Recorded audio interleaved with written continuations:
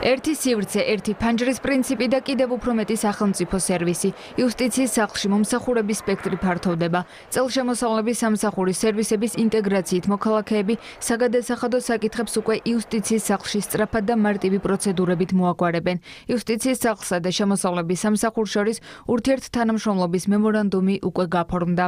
სერვისების სრული ინტეგრაციის შედეგად შესაძლებლობა ექნება ბიზნეს სექტორს იუსტიციის სახლის ნებისმიერ ფილიალებსა და მობილური იუსტიციის სახლის საშუალებით მიიღოს სერვისები სწრაფად და კომფორტულ გარემოში. ერთი ფანჯრის პრინციპი კიდევ უფრო გაუადვილებს გადასახადის განახორციელებს სერვისების მიღებას.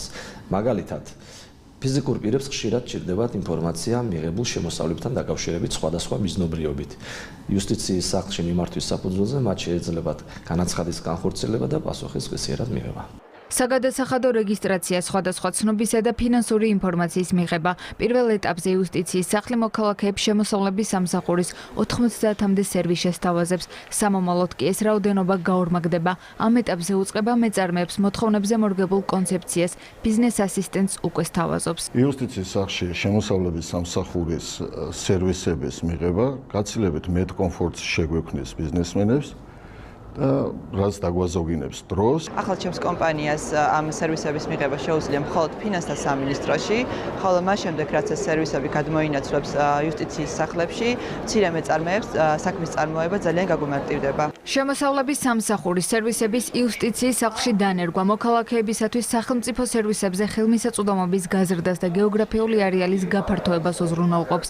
ახალი სერვისების სარგებლობა მთელი საქართველოს მასშტაბით იუსტიციის სახლის 126-ვე ფილიალ და მობილურ იუსტიციის სახლებში იქნება შესაძლებელი.